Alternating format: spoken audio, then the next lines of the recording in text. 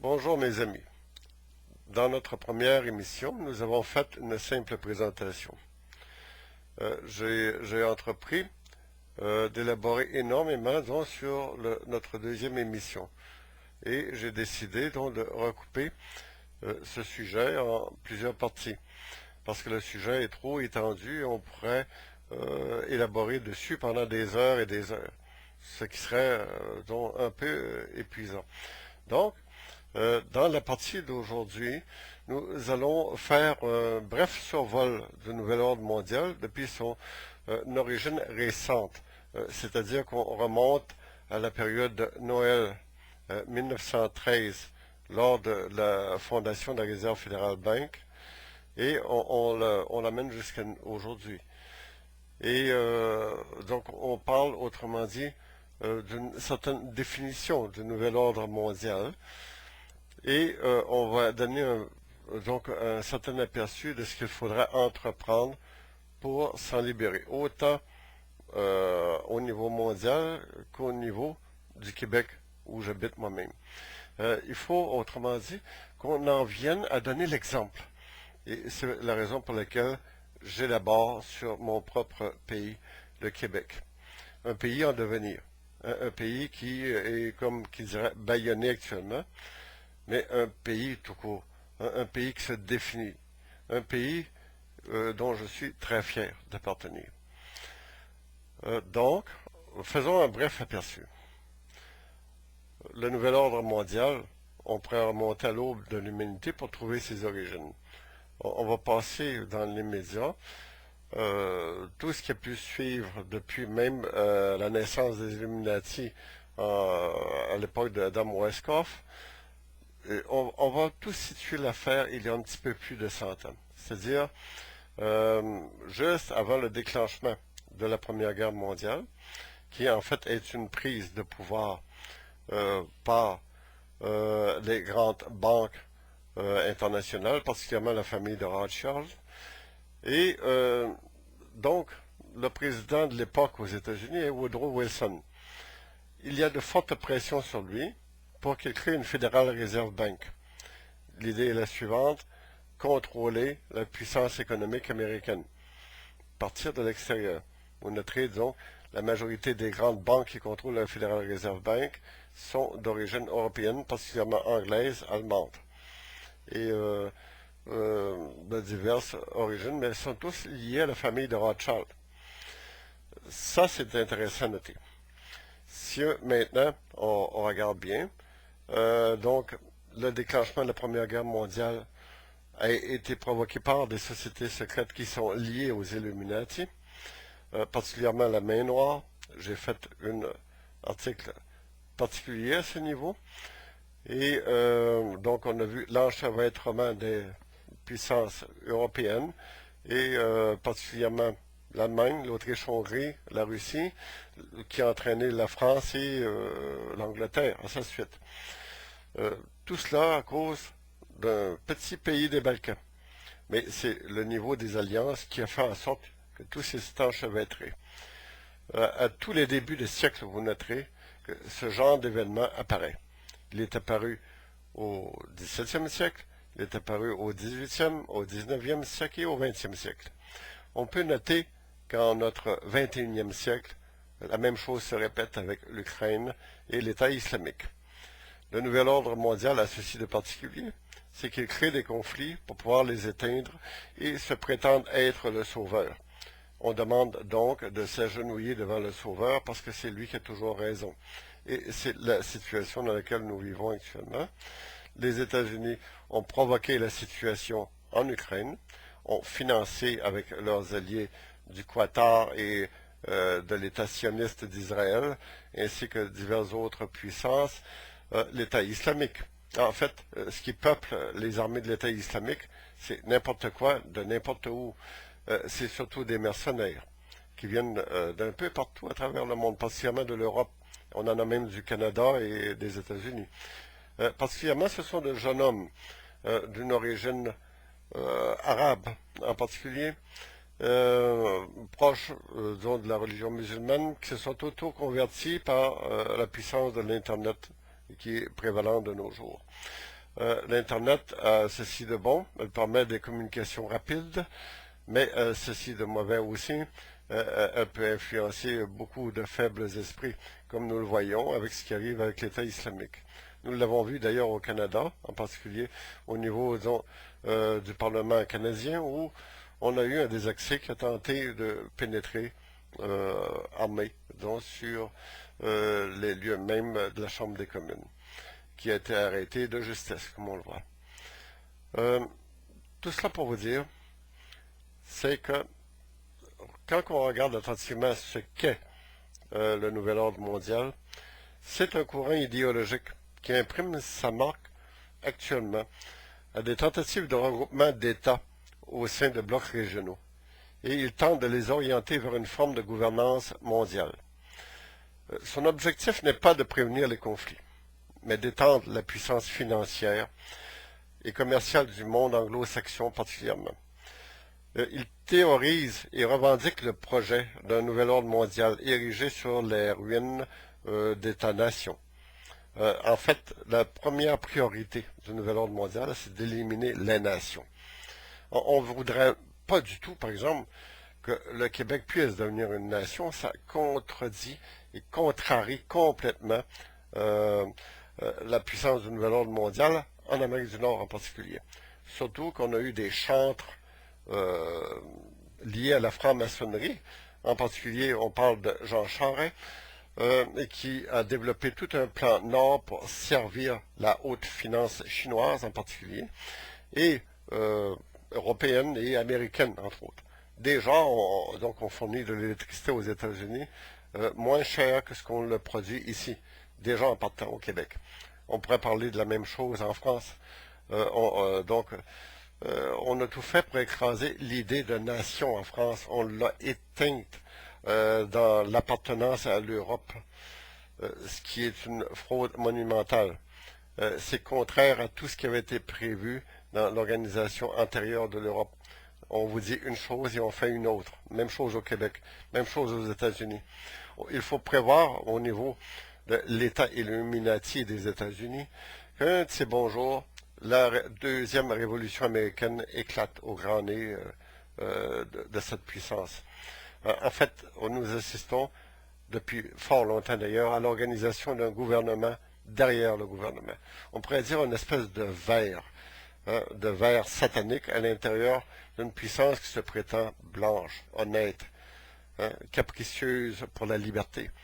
D'ailleurs, la statue de la liberté est érigée à New York, avec tenant le flambeau bien haut dessus, mais c'est un simple symbole qui n'a plus rien de légitime en 2015. D'ailleurs, ce symbole provient de la France, et la France a fourni de fameux éléments pour faire la première révolution américaine en 1776. Ce sont les mêmes éléments appartenant à des sociétés secrètes de l'intérieur de la France qui vont provoquer la Révolution française. On notera la puissance des Illuminati dès l'époque de la Révolution américaine et française. Donc j'aimerais faire une nuance entre franc-maçon et franc-maçon. Il y a deux types de francs-maçons. Et comme il y a plusieurs types de francs-maçons, il y a plusieurs types de catholiques, de bouddhistes et de musulmans. En particulier, lorsque les Illuminati, on va revenir dans le futur sur l'origine des Illuminati, leur fondation, leur naissance et leur développement, mais je vous en promets une bonne émission, sinon une série d'émissions sur les Illuminati, c'est un sujet qui m'intéresse passionnément. Mais au niveau des Illuminati, il est bon de noter maintenant, dans cette émission, qu'ils ont recruté dès leur naissance parmi les francs-maçons, parce que c'était du matériel parfait pour eux. Les francs-maçons étant un groupe, une fraternité qui était liée à l'idée de changement. L'idée fondamentale derrière les Illuminati, dans la définition même de ce qu'ils sont, c'est illuminer l'âme, illuminer l'esprit humain. Mais en réalité, derrière ce moteur, derrière cette puissance, se cache la volonté de contrôler tous les humains de la Terre. En fait, c'est une vision ancienne de totalitarisme pur et dur. Donc on se sert d'une idée religieuse, une idée paranormale pour en faire, autrement dit, une secte puissante, donc une société secrète qui contrôle toutes les autres sociétés secrètes de l'intérieur maintenant en 2015. Tandis que les francs-maçons, il faut faire une importante analyse de la situation. Et il y a les bons, il y a les méchants, il y a le blanc et le noir, comme dans toute chose. Il y a de grandes loges, des loges sérieuses, sincères, qui n'ont pas de vision politique totalitariste, tandis qu'il y a d'autres qui, c'est tout le contraire, qui sont très proches des Illuminati et très proches des crimes organisés tout court. Jean Charest, le Parti libéral, c'était ça. Et j'en reviens pas plus que ça là-dessus maintenant. Nous avons affaire ici au Québec, comme en France, comme en Europe, à une puissance qui se développe à grande échelle pour contrôler les ressources naturelles, contrôler les populations humaines, écraser l'idée de liberté, l'idée de nation en particulier. Bien sûr, il ne s'agit pas d'assimiler tous les efforts visant à mettre fin aux divisions nationales à l'intérieur de cette idée, à une volonté de domination. Mais il est indispensable d'étudier ce projet de globalisation politique, afin de ne pas le laisser se transformer l'idéal de l'unité humaine en un cauchemar totalitaire, comme je viens de le dire. L'idée, disons, des cauchemars totalitaires, on le voit venir à grande échelle, hein, donc autour de nous, avec la ratification il y a quelques années à peine, donc, du traité de Lisbonne par les 27 États européens, l'élection d'Herman Van Rompuy à la présidence du Conseil européen et de Catherine Ashton comme vice-présidente de l'Union pour les affaires étrangères, de politique de sécurité. On parle du 19 novembre 2009. Ça marque un tournant décisif dans les ambitions mondialistes. Là, on parle de l'Union européenne, qui se va doter progressivement d'un visage politique puis d'un numéro de téléphone, pour reprendre l'expression d'Henry Kissinger.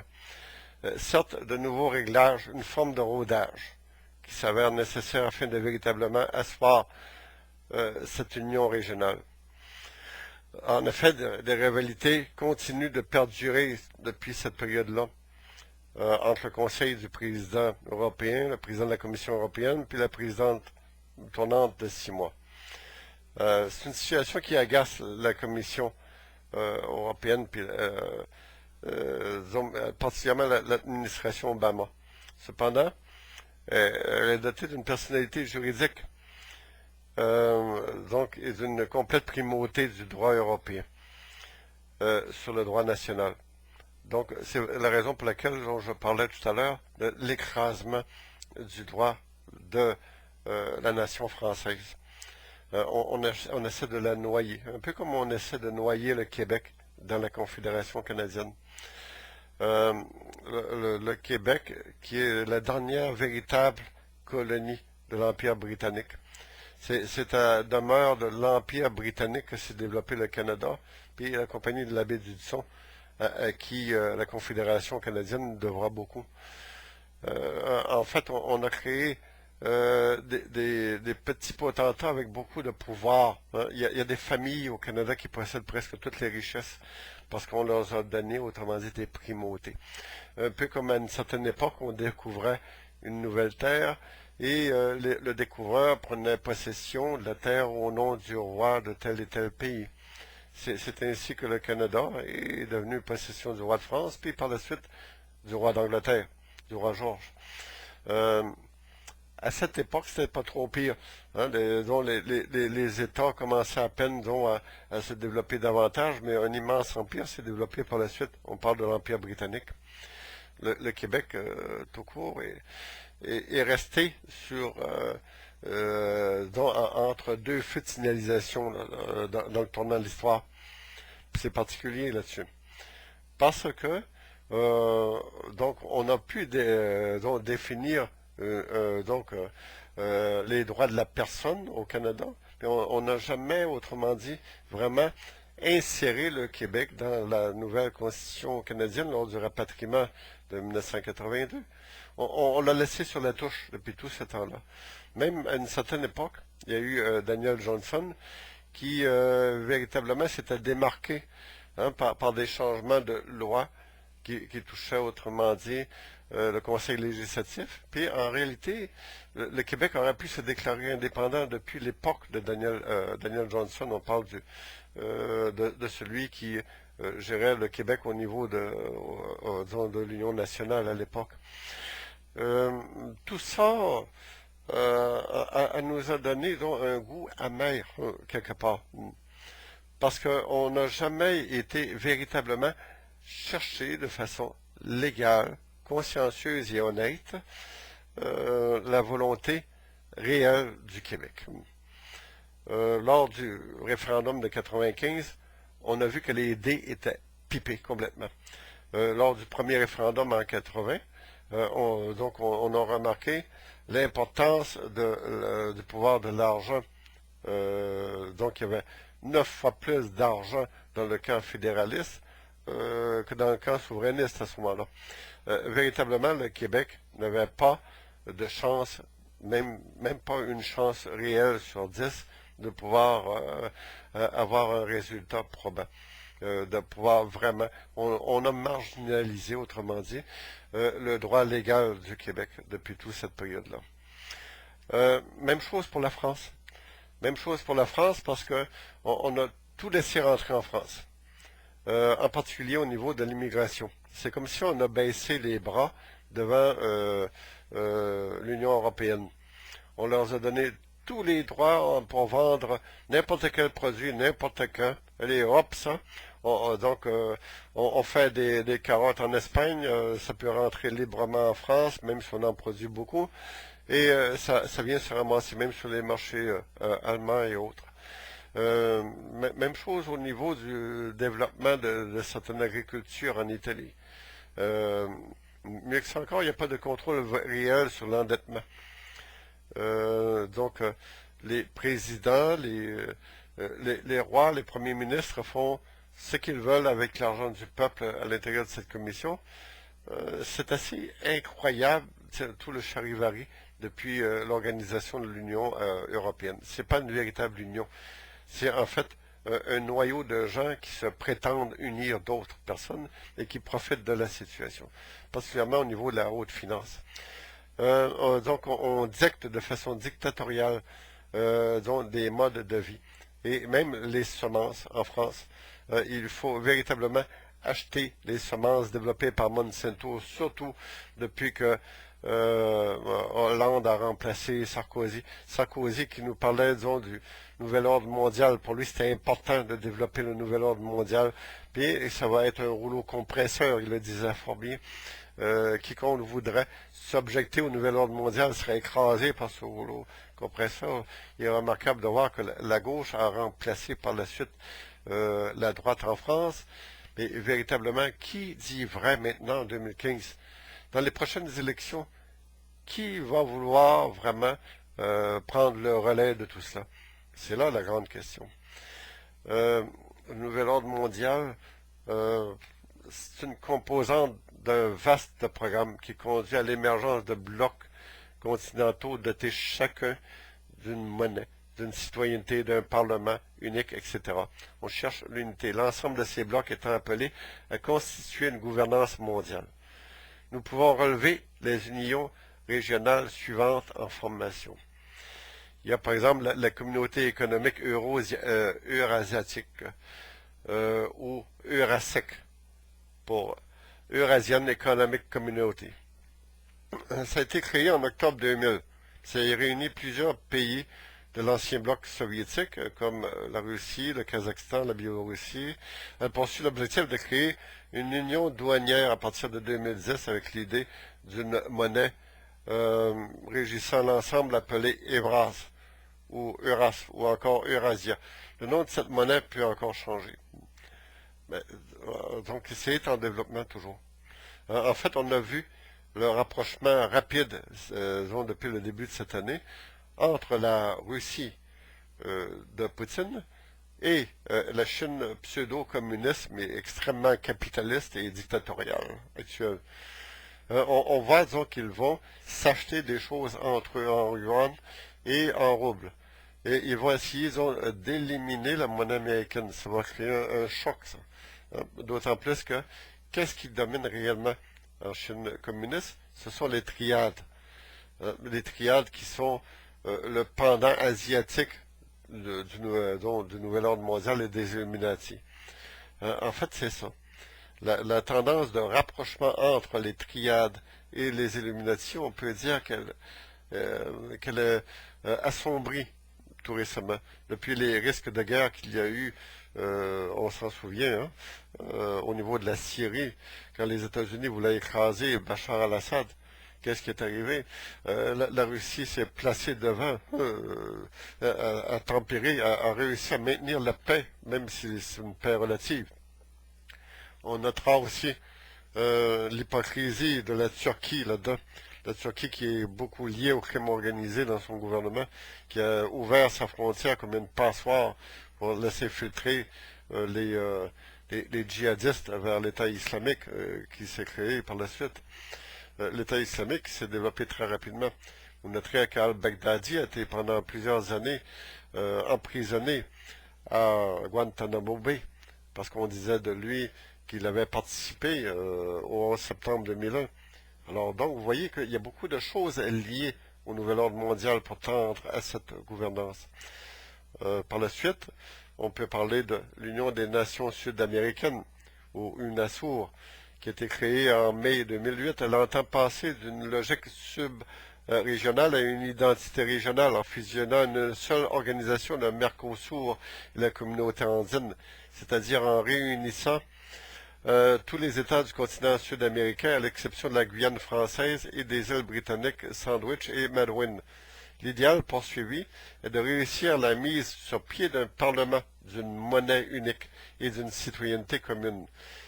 C'est ça la tendance du nouvel ordre mondial, regrouper des continents, regrouper, disons, de vastes étendues de terres et de peuples pour éliminer la notion de nation.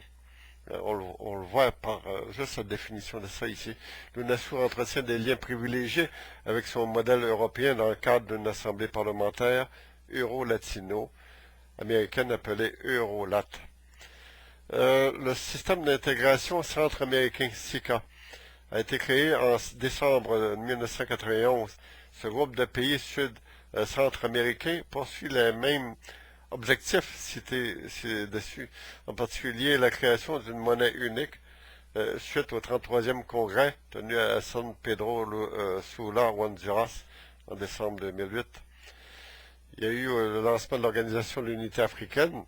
On n'a pas besoin d'élaborer beaucoup dessus. 1999-2000. Les objectifs, c'est une commission, un parlement panafricain, une cour africaine des droits de l'homme. Ça se calque sur le modèle européen. Il y a le Conseil de coopération du Golfe, dont on voit que l'Arabie saoudite utilise pour écraser les Yéménites. Hein. On utilise la puissance régionale pour écraser les États-nations. Le Yémen, on n'en parlera plus tantôt. On va détruire tout ce qu'il y a de squelettes qui se tiennent debout. L'idée, c'est le pétrole. Le pétrole, c'est fondamental pour le nouvel ordre mondial, pour continuer à contrôler les communautés et les États. On continue dans la nomenclature par une union asiatique qui prend forme sous l'égide de 3 acteurs principaux. L'ASEAN, on parle, le Japon, le Council of East Asian Community, la Chine, the Network of East Asian Tank et la Corée du Sud. Depuis le 1er janvier 2010, la Chine et l'ASEAN, c'est le sigle anglais pour l'Association des Nations Sud-Est Asiatiques, ils ont lancé la plus grande zone de libre-échange au monde, à laquelle se sont joints la Corée, le Japon, l'Australie et la Nouvelle-Zélande. Je crois que le Canada y est entré, et puis les États-Unis aussi depuis un temps. Il y a l'Union nord-américaine. L'idée de l'Union nord-américaine, c'est assez spécial. Est-ce que ça fonctionne? On se pose des questions. Tu sais, c'est caché, c'est camouflé. Ça avait été lancé en mars 2005. au Texas, à Waco précisément, entre les chefs d'État euh, des États-Unis, du Canada et du Mexique. On voulait créer un partenariat pour la sécurité et la prospérité. Des grands mots. L'objectif déclaré était d'aboutir théoriquement au cours de l'année 2010 à l'instauration d'un périmètre politique, économique et militaire unifié entre les trois grands États. Et puis on devait remplacer le dollar américain, le dollar canadien, puis dont le peso mexicain, par une nouvelle monnaie qui s'appellerait l'Amero. Mais ce qui a bloqué tout ça, parce que c'était déjà parti, hein, on avait déjà imprimé des milliards d'Amero. Ce qui a bloqué tout ça, c'est la puissance financière de la Chine communiste qui est arrivée et puis qui avait dans ses banques chez elle 2,3 trillions de dollars américains. Elle a demandé, autrement dit, de protéger ses avoirs en garantissant par l'or, donc la valeur de l'or, la valeur de l'Amero. Les États-Unis sont plus capables de faire ça maintenant. Pourquoi? Parce qu'il n'y a plus assez d'or. En fait, les coffres sont vides de l'or américain. Ils les ont tous vendus. Qui les a achetés? Ce sont les Russes, ce sont les Chinois, et ils les revendent en petits morceaux. Il y a même des machines distributrices en Chine où on peut acheter des petits, minuscules lingots d'or, donc juste pour s'amuser. C'est la preuve d'un État qui a pris une nette avance et un net avantage. Tout ce qui est possible d'arracher en or à l'échelle mondiale, qui a une valeur et une puissance, la Russie et la Chine vont le chercher, et pas pour rien. Il y a un peu l'Inde derrière tout cela aussi, mais la réalité, c'est que ces deux grands pays-là sont en train de menacer sérieusement la puissance économique américaine, politique et sociale aussi. Ça va avoir des retombées majeures, parce que le nouvel ordre mondial ne tiendra pas. Vous savez qu'il achève, il se meurt lentement, mais il risque d'être remplacé à tout moment par une puissance politique très dangereuse. On parle de la puissance chinoise, on parle des triades. Les triades, j'en reviendrai dans une émission ultérieure avec, les triades ont été euh, développées à même le crime organisé en Asie. C'est eux qui sont à l'origine de l'instauration du Parti communiste et du Parti nationaliste chinois. Les deux en même temps. Ils ont joué sur les deux côtés. Un peu comme, à un moment donné, le nouvel ordre mondial jouait à la fois sur le bloc communiste et sur le bloc capitaliste. Et ils faisaient de l'argent des deux côtés, un peu comme les Rothschild durant les guerres de Napoléon. Ils prêtaient de l'argent à tout le monde. Ils étaient sûrs de gagner, parce qu'on leur devrait toujours. Ils resteraient la puissance monnayable. Ils tiendraient la puissance en or. Et c'est tout ce qu'on veut. Les Chinois ont pris les devants sérieusement, et on le voit, en mettant la main sur l'or, la richesse en or. On a tout fait du côté américain pour bloquer la puissance émergente de la Russie, mais on voit que ça n'a rien dérangé du tout. C'est une question de temps d'ailleurs, avant que la puissance économique américaine s'effondre. Ils vont devoir renégocier le plafond de la dette. On sait que la dette américaine s'en va à toute vitesse, tel un train lancé à toute vapeur, façon de parler, toute puissance, sur ses rails vers le mur de 20 trillions de dollars de dette. Vous savez qu'actuellement, il y a des sous-commissions qui enquêtent aux États-Unis parce qu'il y a des sommes folles d'argent qui ont disparu des budgets. Vous savez qu'il y a 2,6 trillions qui ont disparu des budgets de l'armée américaine. C'est envolé comme dans un trou noir. Ils enquêtent depuis 2 ans, 3 ans, ils ne trouvent rien. À tel point qu'ils ont dû créer une sous-commission qui enquêtait sur les gens de la première sous-commission parce qu'eux mettaient trop d'argent dans leur poche. Ils prenaient trop leur temps. On se méfiait de la direction qu'ils avaient prise. Donc, on s'est mis à enquêter sur les gens qui enquêtaient sur la disparition de l'argent. Ça, c'est la grande confiance que les États-Unis ont en eux-mêmes. C'est l'image qu'ils projettent. Ils sont en train, disons, de faire multiplier les commissions d'enquête chez eux. Un peu comme en Europe et en France particulièrement, on fait se multiplier les hauts fonctionnaires.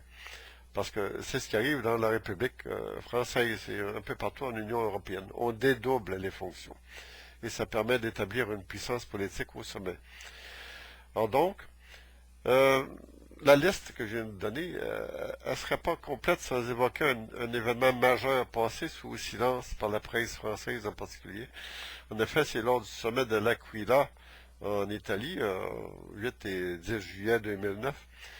Les chefs d'État ont traité divers dossiers, comme la crise économique, le climat.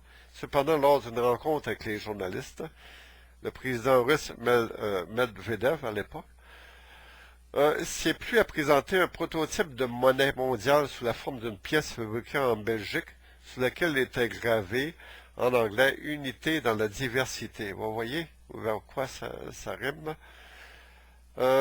Cette présentation constitue un tournant majeur qui est passé sous silence. C'était la première fois qu'un chef d'État a présenté un exemplaire d'une monnaie en mesure d'être la référence unique de l'humanité future tout entière. Ce geste complète les propos d'Herman Van Rompuy, qui, lors de son discours de remerciement après sa nomination au poste de président du Conseil de l'Union européenne, n'a pas hésité à prononcer ces paroles lourdes de sens. 2009 est aussi la première année de la gouvernance mondiale dans l'instauration d'un G20 en pleine crise financière. Il admettait la crise financière, il admettait le désordre majeur. On peut parler de la même chose au Québec. On peut parler qu'on est dans un désordre complet depuis particulièrement le début du règne de Jean Charest. Il y a énormément d'argent qui ont sorti des poches dont du peuple québécois, en particulier la Caisse de dépôt et de placement du Québec en 2008. Tout s'est envolé comme ça en une journée. On s'est servi, disons, de la pseudo-crise de 2008 pour faire en sorte que l'argent sorte des comptes qui appartiennent au peuple. Qu'est-ce qu'il va falloir faire pour se débarrasser de tout ça? Il y a beaucoup de moyens. Le premier moyen, et tout le monde est capable de l'utiliser, c'est le boycott. Il faut boycotter toutes les entreprises que l'on sait liées à des entreprises liées au nouvel ordre mondial. Et je vous en ferai la liste dans ma prochaine émission. Donc, on ira plus loin dans la prochaine émission. On parlera en particulier de l'origine lointaine du nouvel ordre mondial, et ça remonte très loin. Dans les moyens donnés, il y a eu de nombreuses méthodes dans le passé, même lointain et présent. Souvenons-nous de Gandhi et de la désobéissance civile. La désobéissance civile est un moyen inné pour se débarrasser du nouvel ordre mondial, parce que lui cherche l'ordre, et c'est pas de sitôt qui est. Avant de parler des moyens à prendre pour se débarrasser véritablement du nouvel ordre mondial et d'aller de l'avant avec l'ère nouvelle, il faut réfléchir à la possibilité intrinsèque de ce qui nous a amené là. De qu'est-ce qui nous a amené là? Pourquoi on est rendu à ce niveau? À ce niveau de décadence extrême où notre environnement est menacé. Nos propres vies sont menacées. Faites-vous-en pas. On regarde tous les jours la télévision aux nouvelles et on voit notre environnement qui fait des écarts extrêmes de température. On voit des tornades de plus en plus catastrophiques aux États-Unis. Les vents sont de plus en plus violents, les inondations de plus en plus fréquentes. Le niveau des mers et des océans augmente à un rythme effréné. On voit même la dernière photographie satellite de l'Antarctique nous montre véritablement une banquise au seuil de la fonte totale. C'est en train de complètement fondre l'Antarctique au niveau accéléré, beaucoup plus rapidement qu'antérieurement. Alors donc, de plus en plus, le climat de la Terre va devenir hostile à l'humain. Et ce qui nous a emmenés là, c'est un petit groupe, une petite élite qui ne voyait que le profit comme moyen d'arriver à ses fins pour contrôler politiquement l'humanité. Ils n'ont jamais regardé les conséquences de leurs actes, un peu comme des idiots dans un champ. Et ils ont simplement avancé en se demandant pas où est-ce qu'ils allaient. La problématique va en s'aggravant. Donc, ce qui nous a emmenés là, c'est la tolérance que nous avons à laisser entre les mains d'un petit groupe la gérance des États, la gérance des nations, puis on les a laissés faire jusqu'à unir l'Europe, unir l'Amérique, unir l'Asie, l'Océanie, et plus tard, et pourquoi pas donc, ce qui restera des îles isolées à la fin. Si on laisse faire, c'est le crime organisé tout entier qui va s'emparer de tout, qui va gérer nos vies, qui va décider, bien, on en élimine 60% demain matin, il y a trop de monde sur cette planète. En fait, la Terre pourrait, avec une meilleure gérance, euh, accepter une population humaine beaucoup plus élevée, en autant qu'on fasse attention aux écosystèmes, qu'on soit tolérant, pas juste tolérant, parce que c'est un mot négatif, la tolérance. La tolérance, ça veut dire qu'il y a quelque chose qu'on se doit, disons, de combattre un peu, la tolérance. On ne parle pas de tolérance, il faut parler d'interdépendance des écosystèmes entre eux. Il faut parler que l'ensemble de tout ce qui vit, on en fait partie.